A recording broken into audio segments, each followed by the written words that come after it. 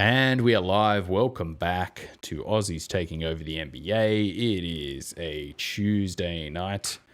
This season is upon us, early January or mid-January now. Some games to discuss, plenty of Aussies in action. We will be going through some of that before next week we do our Can We Overreact Yet pod. I guess this will be like a sort of Aussies in 60 type of thing. Yep. As always, like, share, and subscribe. We're on YouTube. We're on Spotify now. So if your preferred listening platform is Spotify, then definitely get Spotify up and put us on there. Subscribe. Apple Podcasts, Podcast Addict, SoundCloud, and we're on Twitter and Facebook too. So head over there and like and subscribe if you want more content on that. We've got a fair bit to discuss tonight. Just going through, we've got armchair COVID discussion. We'll talk COVID. It's threatening to kick off, so that's pretty crazy. Yeah. Some frustration over Josh Green. Some trouble brewing. Philly's got a massive COVID outbreak. That's one of the things we're going to talk about. Big Balls Bainsy's blasting the bench for the Raps. And Cleveland's assortments, a little licorice assortments of Aussies getting some action, looking decent. Cleveland, not too bad to watch. They started hot, they cooled down a bit, and they're not too bad to watch, but we'll discuss those guys as well. And Utah. Just doing Utah things as always, Yeah, mate. just winning being- some, losing some. Yeah, really Utah. Being boring to watch. It's good. It's not the same as before. No. It's weird. They're a strange team. Jiggly Joe has looked a little bit better. He's doing a little bit more ball handling, which is good. Broke the longest active playing streak. Yeah. He was on that. We were talking about that, I think, last season, where it was something like 280 games at that point, Iron Man styles, and now he's broke the longest active streak, but it doesn't ever put his body on the line. No. He's not a high octane player. He's not going to get muscle injuries like lumbering around the court. But we'll talk about the rest of the Aussies in action. But first things first, the armchair COVID talk. It's kicked off, man. Philly. Oof. That's bad. I mean, obviously, after it was the Washington game where Seth Curry played. Did he sit out that Washington game? I think he sat out that Washington game. Was it the Washington game? Because he had it in one of the games, definitely. Yeah, he had it in the Washington game, and they were sitting next to him on the bench, and he didn't have a mask on, and that was the whole thing. And then they got to Brooklyn, and they're like, "Oh, Seth Curry has an ankle injury." And he didn't play in Brooklyn. And they got beat, and then after that, there's like, yeah, Seth Curry has COVID. Everyone's in COVID protocol, and the team that played against Denver on Sunday, it was 7 players. They had 8 registered, but Mike Scott couldn't play because he was injured. So it was Tyrese Maxey scoring 39 because literally they had 7 G League players, and they only lost by about 18, which is pretty good against a full straight Thugs series. Only lost by about 18. Come on, man. And it wasn't completely. I mean, Tyrese Maxey had a mad game, and it was good to watch. The rookie in action, but he looks good, man. Good little pickup. Good pickup. Good deep pickup. I think if they had have traded Ben Simmons, I think he would have been almost ready to go into a not necessarily the same role as Ben Simmons and the same level, but I think a little Maury ball. If they had a kind of traded Simmons, I think that would have been okay. Ball, but just watching this team and watching the spacing around Simmons this season, you can quite clearly see what Daryl Morey's trying to do. I think COVID's kind of derailing that at the moment. And apparently Ben Simmons is injured, even though he kind of didn't look injured. So who knows? So I got here the 76ers fined $25,000 for violating injury report rules. Ben Simmons wasn't on the injury report Friday when Philly had half its team in NBA health and safety protocols after Seth Curry tested positive for COVID-19, blah, blah, blah, blah. Simmons remained out of the lineup for the game Monday night against the Hawks with the same injury. Blah, blah, blah. League injury reporting rules prohibit players from having late dramatic shifts in availability. So, they got fined. Blah, blah, blah. So, I don't know. Sounds, is he injured? COVID? I don't think he is. I think he's got COVID. Yeah. Sounds like it. Yeah, they've got COVID. Make it on but we're just speculating. Speculate. But, I mean, Seth Curry had an ankle injury and sat out the game. And then all of a sudden, no, Seth Curry's got COVID. You're like, so that's a big sort of reveal, man. I didn't foresee teams kind of let's try and rot the system a little bit here. Like I would have thought like they would have to had the moral obligation to kind of just be like, it's out in the open, do it. You know, like I didn't think of it in a sense that like if you're a franchise and one of your guys has got COVID and you let it slip through, he played in the game, potentially could have affected other players. Like you have to make a decision, and do you come clean and go, oh, like this is what happened? And Well, it you kind have of to, feels it's like part they of it, went, yeah. oh, let's try and get away with it. Well, I think what they did is he probably was symptomatic, and they listed him as a bit of a sore ankle to under the guise of the injury rules, so he doesn't get fined because they got a list of reason, right? Mm, They didn't want him out there spreading it to all the team, so he was only really the starters and the people he was close to. Because if you look at the benches are quite spread, and the starters kind of sit in their group, and then everyone else sits around, and they don't really touch, and they got to wear their mask on the bench. mm, So that clearly is the case, that they were all close to him. Tobias Harris, Shake Milton, all those guys were mm. close to him, Even on the court. even on the court. And that's why I think I think Washington Wizards had to have a few players tested, or it's just they do this contact tracing. What I don't get is Kevin Durant getting put into 7-day protocol because he's had it. So Mm, technically he's not infectious. He still had antibodies in his system to it. They mm. tested him for it. So it's just like, well, why? He's quite clearly doesn't have it and can't give it to people. But yet they, and obviously Kyrie off doing his sage burning events around the country. He's on a meditational speaking tour. That dude is the Kanye West of NBA. It's ridiculous. Yeah, that sage burning thing was pretty weird, wasn't it? But whatever works, man. The weird thing is though, right? He started the season. That first game against the Warriors, I'd never seen him play that hard. And he was all over Curry, getting away with fouling him heaps. He dived at two people's legs, and I was just like, man, I've never seen him do this sort of shit. He's one of those people that just like social justice issues. Just he needs to get off like Twitter and Facebook and just play basketball. Well, it was weird. Like I'd never seen him play so hard. And then after they had a couple of losses, it was like his shoulders went down, and then giving it the old, hey, Nashi, I'll be back in a couple of games. Just spiritual journey, mate. Spiritual journey. It's just like, what the hell is this? He's off catching up with Phil Jackson on the ranch, burning sage. I know, man. In the sweat lodge, taking some DMT or something like that. But man. I don't know how you pay that guy $30 million as a team. Just like, well, you're kind of not worth it because who knows if you'll actually play and who knows if your body will hold up. But he was so good in those first two games. Like I was like, yep, I'm in. Okay, like overreaction. I think he's gonna have a great season. Then they have a couple of losses and it all falls apart, which is oof. And but back on COVID, is there been any other? I think game's postponed today. I think Pelicans game was postponed. There was a Kings was that game Mavs postponed. or it was, and Celtics as well. Celtics as well. There's been an outbreak. That's right, because all the bigs are out because of that. They're all in protocols, and Taco had to play the Taco. Yeah, I think they postponed the game so he didn't have to play. I was texting you just being like, it's taco time, we're going to see him, sweet. And then they postponed the game. I was like, no, damn it. He could have played 40 minutes. There's a little bit of a rumor going around that the Wizards are going to try and trade for him because they don't have a center. Thomas Bryant's out. Oh, really, wow. Bertans is just a 3-point shooter and not really much of a defense. Mm. Dude, did you see Taco play? He was actually pretty good. I didn't see him play. I haven't seen him yet. He was good. Like you can't get around him. Like you can't get to the rim.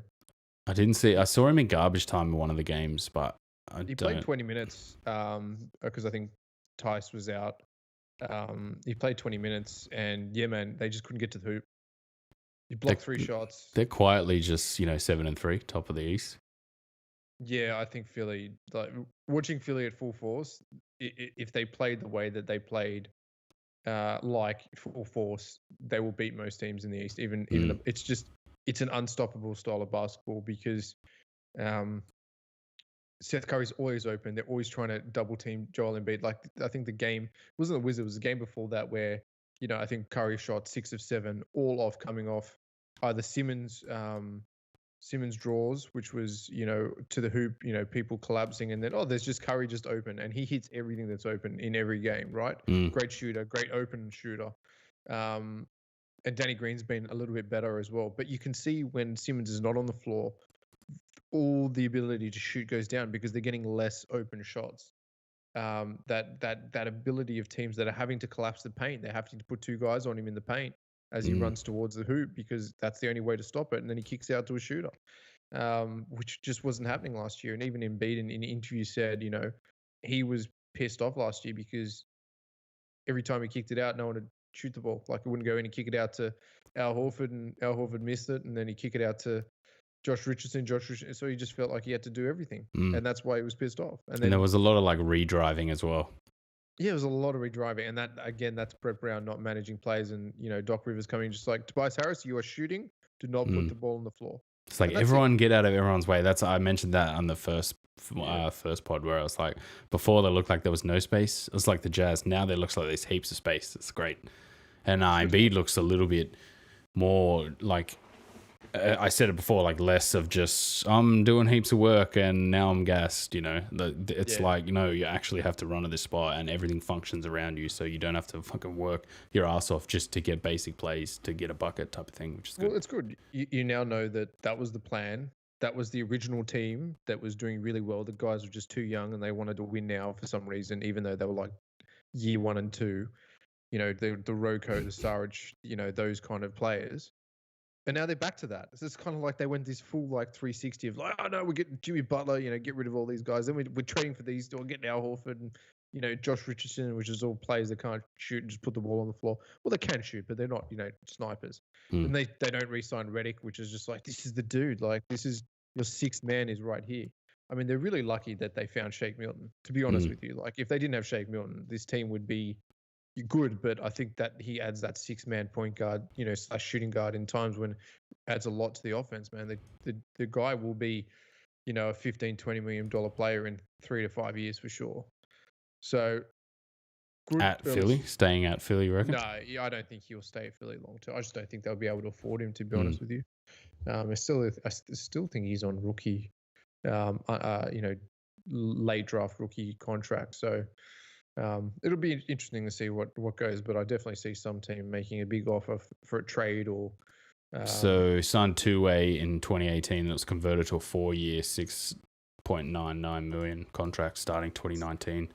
Yeah, the team option until 2022, 23. So a couple of years more yet. Cheap, it's good. Great pickup. Yeah, it is good. But yeah, that's the team in a whole. I don't know when we'll see this team again. I mean, I'm not watching the games until we at least get 3 starters on the floor.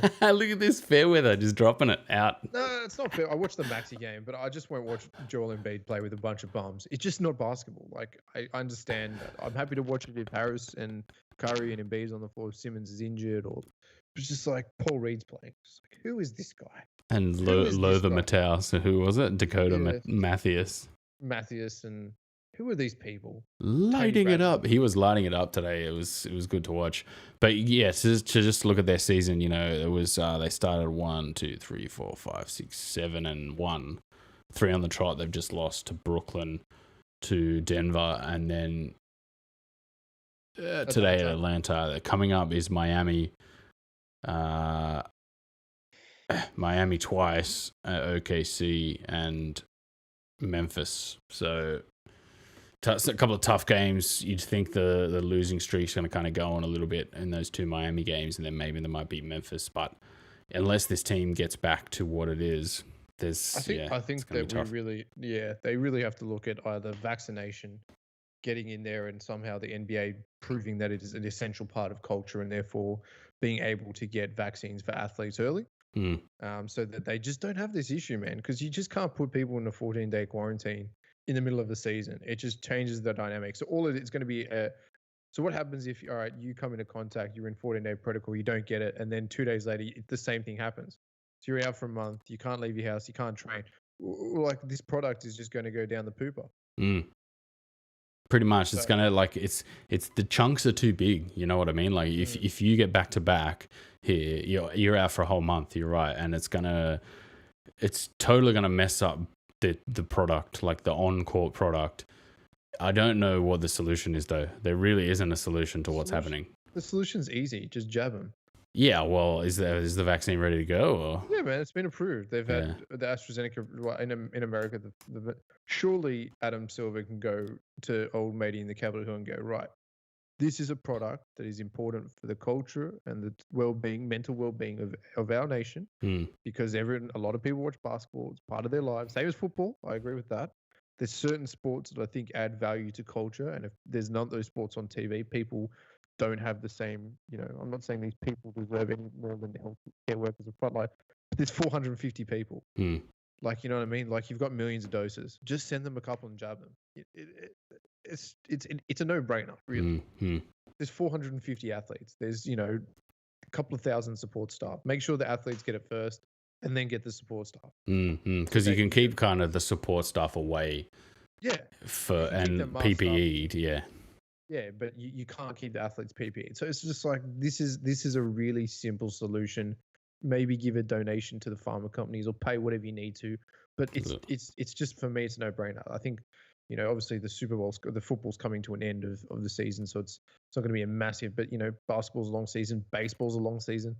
Just get these guys jabs so that people can go back to watching the sport that they want to, because you pay for this. There's people that pay for NBA TV, and then you're paying $70 a year for what? The product's diminished. And you're sitting there going, well, my team's supposed to be playing today, and then it's not, and then you're sitting there going, waiting for 3 days, and it's I don't often think about it like that. Like, I don't think about the wider ramifications of what this is actually doing. Like, I read an article about how the Warriors had to lay off a lot of their staff. I think it was like 9% of their staff they had to lay off. And then you look at, like, they've paid Kelly Oubre all that money, and essentially that translates in the luxury tax of being like $70 million or $80 million or something like that. And you then, like putting it in perspective from where we sit becomes hard to do from the actual like day-to-day perspective. So you get really like, fuck the morals, just jab it, man, stuff it, like, who cares? But I would wonder how many of those players would just be like, I'm out, I don't want that. Like, I feel like Kyrie might be a bit of a, no, I don't want a vaccination, no. And then what do you do? Like, what do you do for that? Like, speculating here, just having a laugh. Well, but again, it's kind of one of those things is that if you're getting paid by the league and the league requires you to do something, then you don't do it. There's obviously got to be consequences, right? Maybe they play, but maybe they find their match fee every game until they do it. So you can play, but you don't get paid. Or it becomes contractually obligated. I don't think that they're going to be like that, because I think that they see themselves as role models for young African American people, and this disease kills more people of color because of the ramifications of living in a northern hemisphere and having dark skin. So I think that they'd want to get out there and make sure that these people and people of darker skin color are going to get this vaccine, because that's potentially going to help them save lives. So I think there's social justice avenues for them to sell it, and you got to sell it to the players. But I think that you tell them that, and they have it, and they talk about it, and they become role models with it. Then I think it is a good thing for their society. It's different. It's different in Australia. It's different here, where we have none of the disease. We have 5 cases a day. You don't need to mass vaccinate 25 million people, right? All the cases are coming in outside of the world. We have a few here locally that are getting under control, and society goes back to somewhat normal. If I'm in America, I'm probably going to get the vaccination. Yeah, for sure. It's probably like, there's more of a threat, like you're saying. You individually would be probably thinking, I'm going to get it because I don't want to, like, I want to be able to live my life and go out and do that. Correct. As opposed to in Australia, where you're just like, if as long as I wear my PPE, go out and do all my shit, like, I'll be all right for now, because it's far less cases. But exactly, and it's kind of like, well, you can protect your family if you go out and the family stays home. Whereas here, it's just like, just everyone puts a mask on and it's fine. It's all good. And there's a couple of cases here and there, and gets out from time to time, and we have to do less things and be at home more. But we're not living paycheck to paycheck as well. That's the other thing. We're not, we don't have to worry about those certain aspects. We've all got roofs over our heads. So there's no issues there. But I think in America, that's where you could sell it to people that potentially maybe don't want to get a vaccine. The NBA players become role models for those people and get it done. Because there's a lot of mask advertising on NBA TV.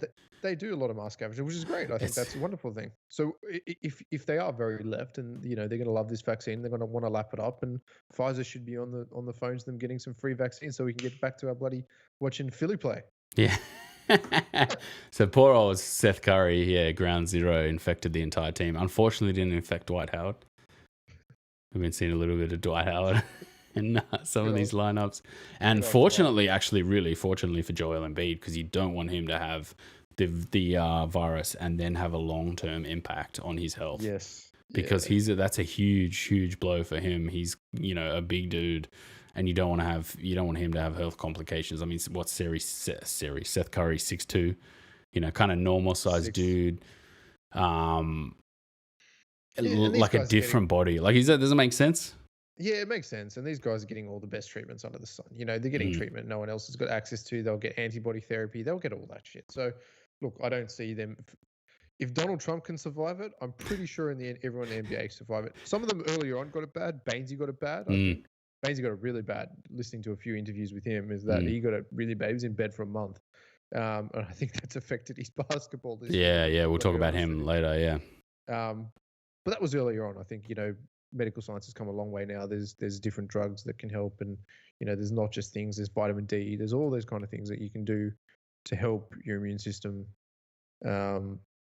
get better to fight it. And I think that they're all probably on board with that, and they've got the best doctors looking after them getting that done. But you don't want your star players out for potentially 2 or 3 weeks with a disease, and then coming back not like being in bed for 2 or 3 weeks. You lose 30 to 40% of your fitness. Yeah, being unable to train. Yeah, that's the because other thing. It kind of matters less if you are just quarantining without the virus, because I guess you can at least train and you don't lose your health. Yes. Your health doesn't deteriorate to a level that you have to then rebuild back up. But if you actually have the virus, then oof. I guess that part too, you got to think about it that way. Is this going to affect Seth Curry? What is he was shooting 59%, I think. Yeah. I don't know, man. If you got a court at home and you got the virus and there's no one else around, I'd be shooting hoops. If you feel all right. I mean, why not? Mitchell and Gobert had it, and they just couldn't taste anything for a little while. So, yeah. And I don't see why, if you're at home, because there has been a little bit made of well, we can't train, you're at home, et cetera, et cetera. I'm like, they're hooping at home. Come on. They're not living in little apartments in, Moscow. Oh, apparently Giannis does live in an apartment and could not train during the first lockdown. Well, that's silly. Get a house, bro. Get a manor. What are you doing? It's that Supermax, man. He's about to buy the biggest pad in Milwaukee. Yeah, and bring everyone there. Costas will go there. Champion Costas too. Yeah. So anything else COVID related we need to talk about? No, that's it, man. No, so that concludes our little armchair COVID discussion. Stay safe out there. Anyone listening, wear your mask and do everything you need to do when you're going out into public. Next topic, we did cover Philly a little bit. We'll come back around to them as well, talking about their games itself. But Josh Green, man, not getting any minutes at Dallas, and that's killing me. Every time I turn them on, I'm just like, please, can we please play today, please? It's the Brokoff conundrum, isn't it? It's just you're just you were saying, I think this before we went on air, the bench are just that. They're just people that rest the starters. I don't think they've got a plan. I don't like Rick Carlisle as a coach at all, to be honest with you. He kind of is a little bit behind the times. He's kind of just living the Luka life at the moment. I don't think if they ever drafted Luka Doncic, he would be there. I don't know. Mark Cuban must love him. I think he's a terrible coach, to be honest with you. It's a worry, yeah. Cuban's not an idiot. And if he was, the Knicks owner, whose name I can't remember for some reason because he's annoying, but not in it for the basketball. It's clear Mark Cuban is in it for the basketball. He lives and breathes what he does in that organization. So that's why I'm looking at it just going, man, what is he got nudes or something on him, or you know what I mean? I don't know. Yeah. It's just he's not a great developer of talent unless your talent is, Luka Doncic. A lot of good players have left over the last few years. They've done well at other teams, being good bench rotation pieces. And he's kind of running Doncic into the ground a little bit too. Yeah, you can't. He's not a 40-minute a game body, man. He's not. He's just Steph Curry won MVP playing 33 minutes a night. Like, if you can't build this team around Luka Doncic playing 34 to 36 minutes a night, then, you're never Okay, going to. admittedly, he's playing 34 minutes a game, Okay. but it just feels like a long time. I don't know why. Feels like every time I turn them on, he's out there, and I'm just like, far out. When is he not on the court? What the hell?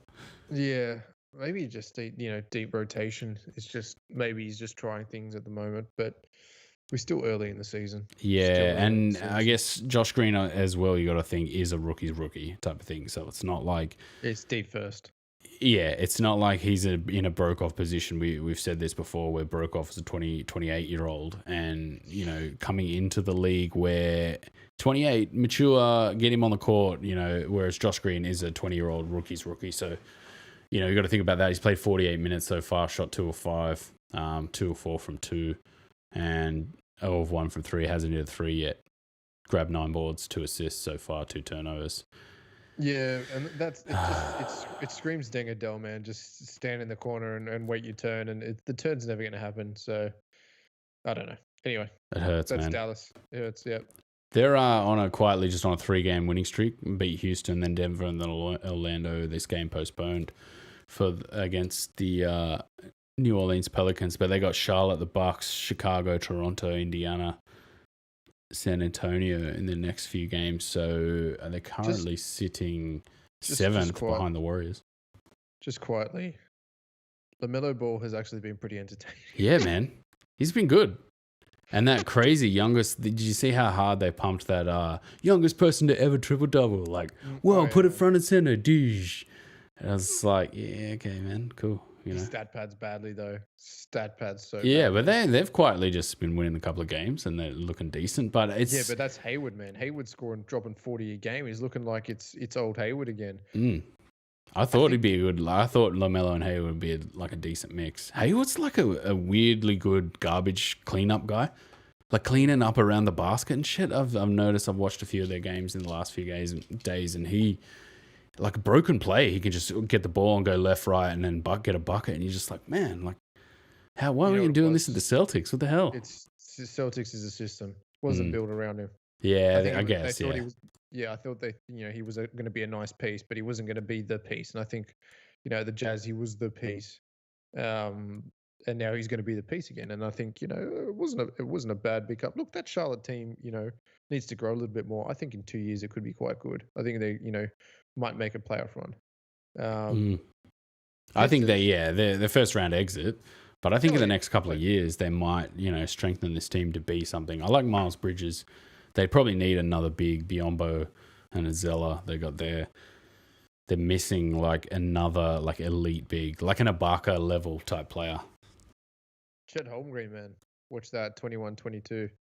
Dude's crazy. Or that 16-year-old French guy. Forgot his name. Oh my yeah, gosh. that guy that's like 7'8".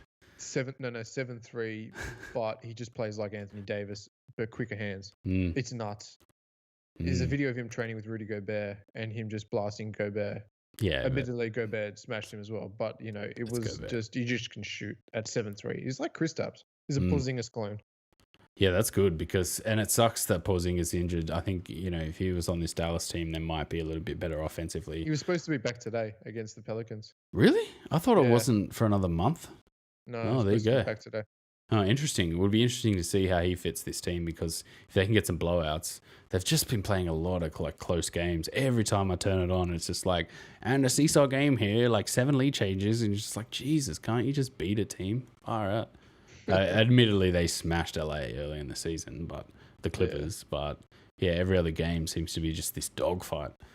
Even against like Chicago and Houston, they were like a dogfight until the end. I was like, God, man, this is a hard team to watch.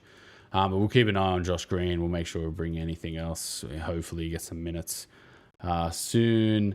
Philly, any other Philly you want to talk about them, like basketball wise? You just don't want to watch it. We just don't know what's going on.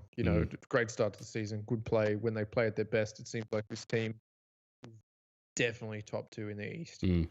But who knows when we're going to see it again? That's the question. So, it's what's your thoughts on Doc so far? Good. I think he's a good man. Good. But, I think he's a good manager of people. I think Morey was smart to just spread the floor. I think he gets the most out of Tobias Harris. I think Harris has been playing really well, and Embiid's the right role, and he's got a shooter in there that is exactly kind of a Redick clone with a little bit more ball handling skills. I Mm. think Redick was just an old school like just spot up shooter, Yeah, off ball guy. whereas off ball shooter. Whereas I think Curry's an off ball shooter, but has got a little bit of skills to get to the hoop as well, and a little bit of facilitation skills. So that's not too bad. Mm. Plus Redick's old. Yeah, it's there. I said at the start of the season, like more as soon as they sign Morey, I'm just like, right, you're set for 5 years, pretty much. There's no way you're gonna get a failure situation if you're bringing in Daryl Morey into that situation. You're not gonna get, oh no, Morey's come in and just completely fucked everything up. Like you're not gonna get that. You're always gonna get 5 years of he's gonna build something at least. And Doc's been good, actually. Doc's X's and O's, I think, have been really good. Their spacing's been good. They've, like a lot less driving. Like Harris doesn't, like you were saying, Harris doesn't just put the ball on the floor all the time where you're just like, why are you driving into like 6 dudes in the fucking paint, man? What are you doing? And you're like 6'8" and you're bumping into your own guys and shit. Like, fucking stop it. Which has been really good to see. And Simmons in transition, man. Every time he's in transition, it's like you just like because you're just like, man, I would not want to be defending that dude. Like far out. He's so quick, so big, and can pass. Like one thing I've like with watching more this season is I've just noticed how many teams like players can't pass. Like some of the passing has been shit, and you just think, really, like. And then you watch Simmons. I've been watching Simmons, and I'm just like, the amount of times he will just pick a pass where you're just like, how did you see that? Like, I can see that because we're looking down on the court, but how the hell did you see that? Even some of the Curry passes, Steph Curry and Seth Curry, even Trae Young a little bit today, you were just like, how the fuck are you seeing these? The other thing too, like this league is sort of becoming how the hell did you hit that shot? Type of thing. Like he's 2 guys in his face and he just pulled up and hit it like nothing phased him. He just hit this ugly shot, and you're just like, and there's more and more of that happening. And I'm watching more games and I'm watching this and just going, how, like, you can't have that shot. You were not open. You had 2 hands in your face. Like, how are you just rising up and knocking this down? So I think that's a bit of an outlier over the next few years that's going to change the way these teams play. Like, the Warriors went through a big phase of, moving guys out of the way, getting buckets at the rim, using the movement of the ball to create an offense. Whereas there's been, for me, like watching a few of these teams where you just like, they just take awful shots and they make awful shots. Like, what the hell? Chicago, a couple of Chicago games I watched, a couple of the Cavs games a little bit similar. Suns, Booker's a little bit like that. The Blazers, like McCollum was a little bit like that against the Warriors the other night, where it's just like, you can't have that shot. There's 2 dudes in your face. Like, you can barely see the rim. Like, how are you to swish? And you're just like, what? Like, get out of here type of thing. So I'm wondering if, to bring it back to Philly, the way they have a nice balance of some bigs and smalls, it's not just they went into orbit last year and had this huge team. Now they've actually got a nice balance of Embiid running pick and roll with him, moving him around. He can shoot the ball. He's doing a little bit of like drop in, turn around and hit like a little fade, which is nice to see as well. I think they're in position over the next few years to have a nicely balanced roster that plays good basketball, that continues the trend of being like a top team that plays well, like a Celtics-y type team. The Celtics obviously haven't gone to the finals, but a team that actually can build some basketball chemistry that works. Yeah, which is the big thing I've noticed as well. I think their bench is quite well balanced as well. I think they're probably, Dwight Howard was a good pickup as a backup center. I don't think you're ever going to get a triple threat kind of center. Oh yeah, shot a couple of threes though. 50% from 3. He's carving it up. Yeah, carving it. But you know what I mean. Like you can't really put the ball on the floor. He's not really. He's just an old school athletic big. Still pretty good for 17 years in the league. But yeah, that's a good pickup. Obviously, Shake Milton, Tyrese Maxey, Matisse Thybulle. The team's built on defense. They're all really long, lean defenders who can guard multiple positions. So I mean, a team built on defense you can take to the postseason, because when times are tough, you can stop that shot. Whereas I think you look at Dallas and you look at, they're not going to stop that shot. They're just going to have to score a more ridiculous shot. Same as the Trailblazers. They're not going to stop that shot. They've just got to shoot a more absurd shot. OKC's a little bit like that as well. Yeah, it's all that whole like when Lillard hit that shot to knock out was it the Clippers or OKC? It was Paul George. OKC over It Paul was OKC. George. Yeah, over Paul George. You're just like, it's a terrible shot. Yeah, and he was right to say that too. Yeah, it's a terrible shot. But it's just they knew they couldn't stop OKC. So Mm. what we're gonna do? We just got to take a more terrible shot. Playoff PA. Pandemic P.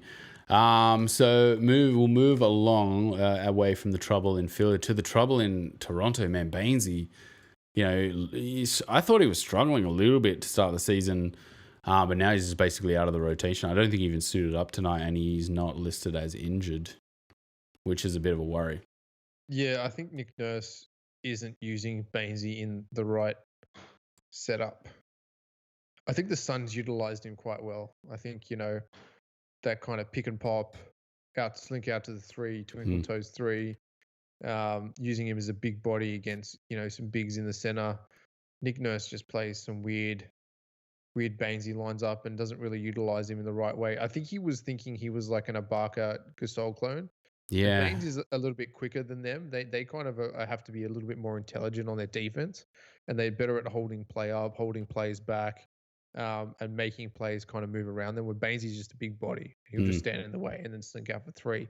They can also put the ball on the floor a bit better and have somewhat of a mid range. Whereas Baines is like terrible at the rim, and really his skill is that he can kind of body up big dudes and slink out for some corner and 12 o'clock threes. That's pretty much it. So I don't think Nick Nurse did his scouting properly, or when he looked at that, or his body is still affected from COVID. Like we said before, he had it pretty bad. True. So, I don't know. I don't feel like Nick Nurse is someone who didn't scout properly. He didn't scout. Who would pick up Alex Len? That's true, but who else is there though? You can't get JV Valanciunas. What other bigs were there? Howard. Howard. Look, I think there's probably a couple of bigs overseas that you'd have a look at. And Boucher has come through, and he's been doing He's been doing quite well. I mean, for his standing, but yeah, it's.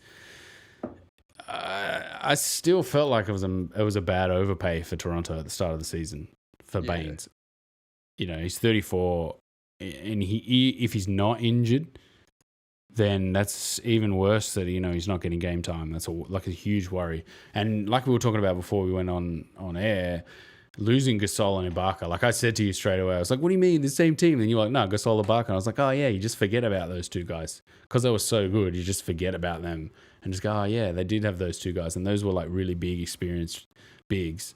Now the two LA teams, replacing them with sort of Baines and Len, it's just like a dude.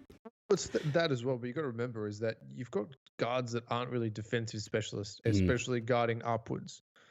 And Gasol and Ibaka were sensible. They could, rush the weak side block and come over and help. Where Baines is not like that. Baines is not a great rim defender. So they just didn't do their homework and who they needed in that spot.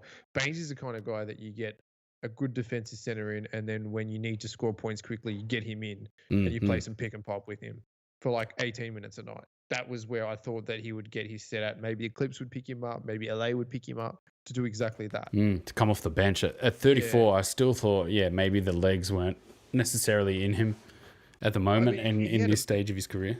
He had a massive World Cup, like just a humongous World Cup. And playing like, okay, you look at that Suns team and it's scorers basically. He was playing with scorers. Now, if you look at this Toronto team, he's playing with like pure point guards in Lowry and Van Fleet. Like they're not pure scorers. That's I think the foil that he needed was the gravitational force of those scorers allowed him to get away from the guy that was handling the ball and be like an off-ball threat. Like you actually had to get your hand up into the face of a scorer or like double a scorer. Whereas in this Toronto team, like you're not going to double Lowry. You're not going to like overhelp off of Lowry, overhelp off of Van Fleet. Just so Baines can slink out. Like it feels like those two, the spacing's not going to be right because they're proper like pure point guards to play like a sort of pass first style point guard. They're not just like scorers. Like maybe a Portland he would have been good at, like instead of Cantor. I'd probably look at that. Yeah, look, I think Nick Nurse had his time in the sun. got a bit lucky maybe. It's he's a good coach, but Ibaka, Gasol, and Kawhi. Come on, man. That is essentially a great team. Look, Lowry and Van Fleet. You got Van Fleet at a G League price for a couple of years. You had a good bench rotation, but he just hasn't been able to get the talent to come back. You just can't lose two of your big players. You're right. That's two massive losses, and I think probably didn't do his homework on Baines. And maybe Baines, he might have a resurgence. He might come back into this team, but they're losing pretty heavily. I think what are they 2-6 or 2-8? Yeah. That's a real chance of them not even making the playoffs. From here, they're gonna have to do some serious work, go on a huge run. Don't feel like they got the scoring to do that. Like I don't trust Siakam at all. Nah, he took that last shot against the Warriors, and I was like, sweet, like good. He's the guy I want. But at the same time, like looking at that team as a guy, as watching it from a point of view of I don't want this team to beat my team, like not as a neutral. I was kind of also thinking, like, who else would they have gone to? Like, Van Fleet, maybe? No. Like, Lowry? I wouldn't be going, he needs to take the last shot in game? Kyle Lowry. Like, no. Like, yeah. It is Siakam. And then if you look at Siakam's kind of resume, it's having a great finals against the Warriors, and kind of that's it. It's having a great breakout season, and then he's just got back to being like kind of that Otto Porter Jr. level. Talent, you know what I mean? Like it's kind of snapped back a little bit. We've come back down to reality, and he's had a really good season.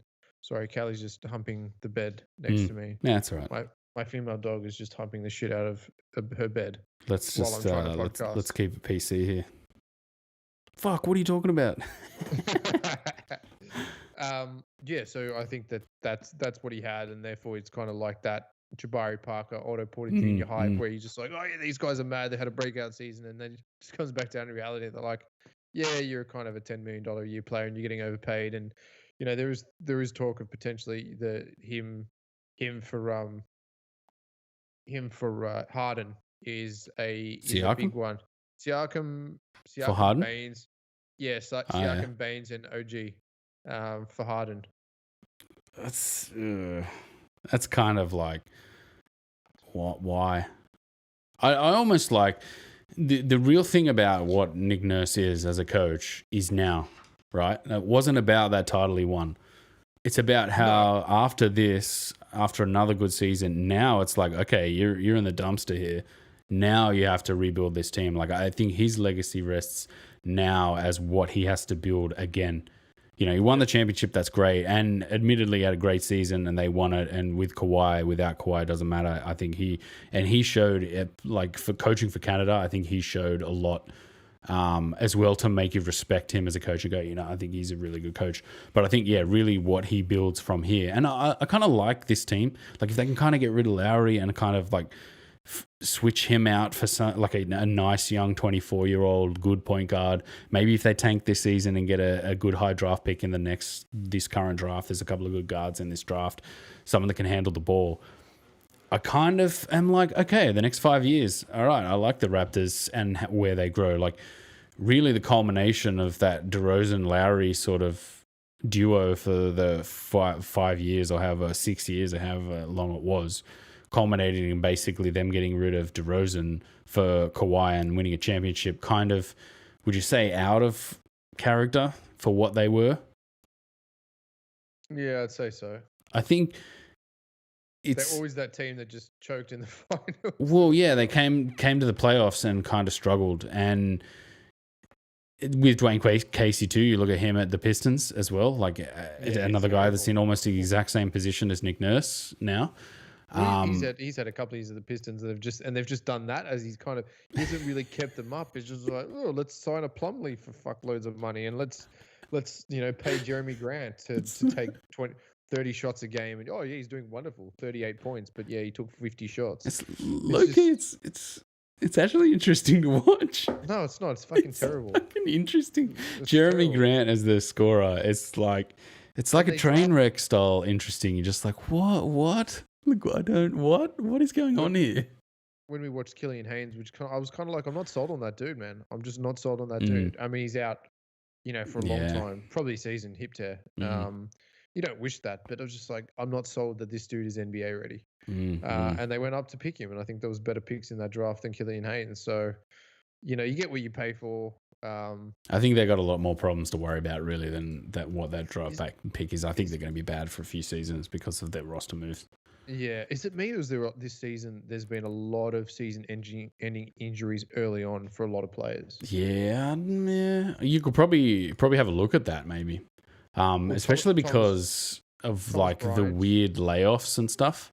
Yeah, I think bodies mustn't be like really well conditioned because Thomas Bryant just did his ACL. Mm, Killian Haynes, Exum's out for a while. That's probably something we need to talk about as well. mm.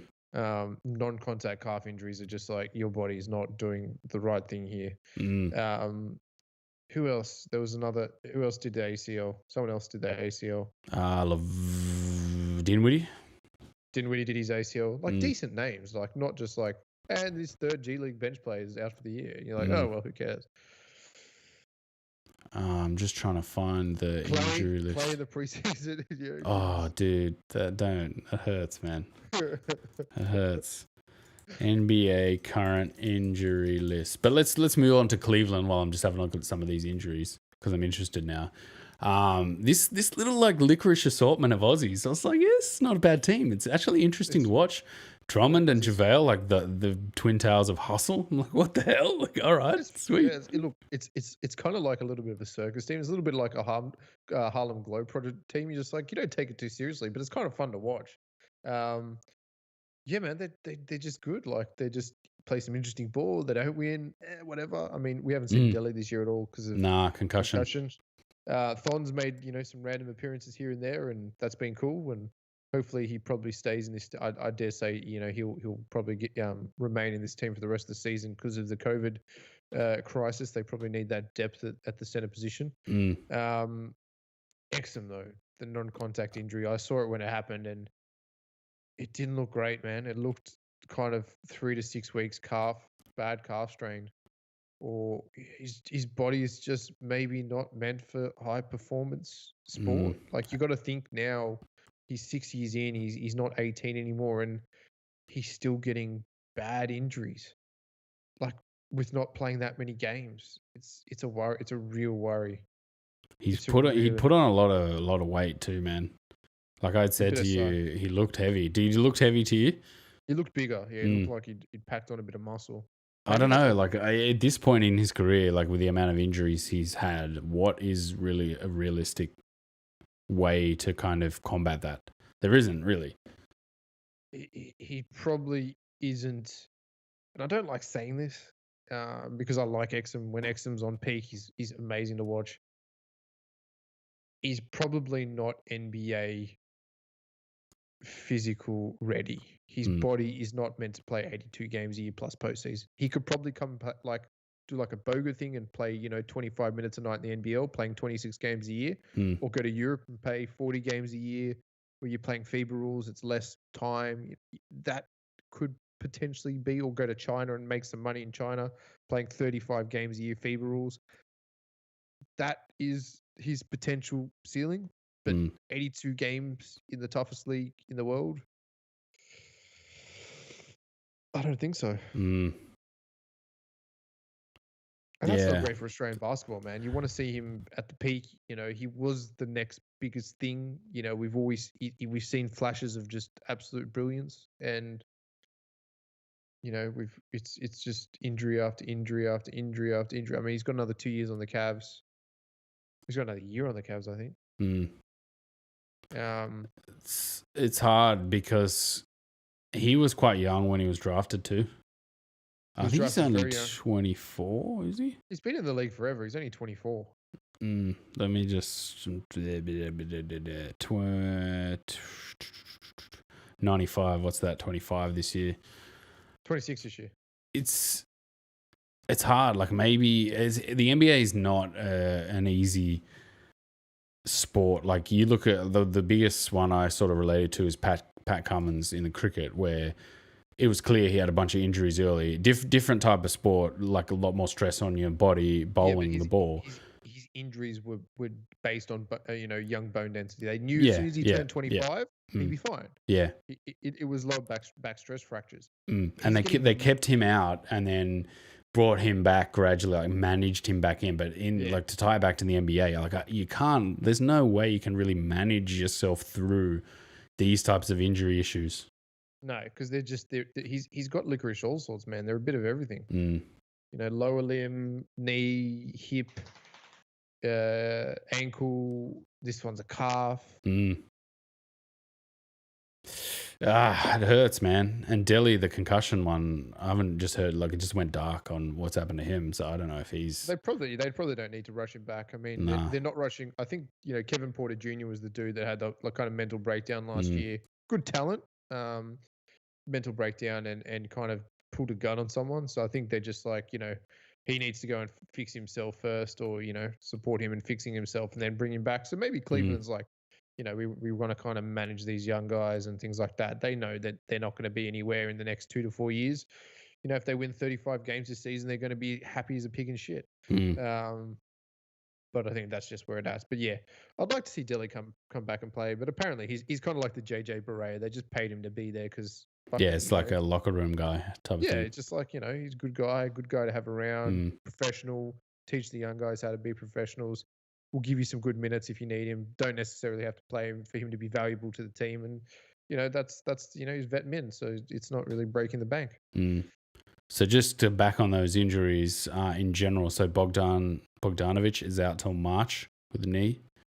We're going down the list here. Killian Hayes, March with a hip. I'll lock my mouse so it doesn't just free scroll. Exum, March 3, reevaluated with that calf. Halliburton as well fell on his hip. I remember just thinking about that. March, these are all Jan, Feb, Feb 28. Daquan Jeffries, that's a nobody. Derek White's out till February. Apart from that, that's it. So that's actually 4 or 5 sort of big injuries. Very interesting to have a think about. The disruptive preseason. Throw the tournament together. Let's just all get out on the court. I don't think it was only a couple of weeks that these guys had back in training camp, and we're expected to just play at NBA level. Yep. It's a bit of an interesting one to kind of keep an eye on as the season progresses. Definitely. All right, so I think we'll leave it there. As always, you can like, share, and subscribe on YouTube. We're on Spotify, Podcast Addict, SoundCloud, Apple Podcasts. Give us a 5-star rating and review if you've gotten this far on Apple Podcasts. That'll really help us get us out there. We're on Twitter and Facebook, and we'll be back next week. I think we'll do our Can We Overreact Yet next week? I think so. Because I think there'll be some topics we can definitely overreact to. Wasn't too early. I think we were given a little bit of time.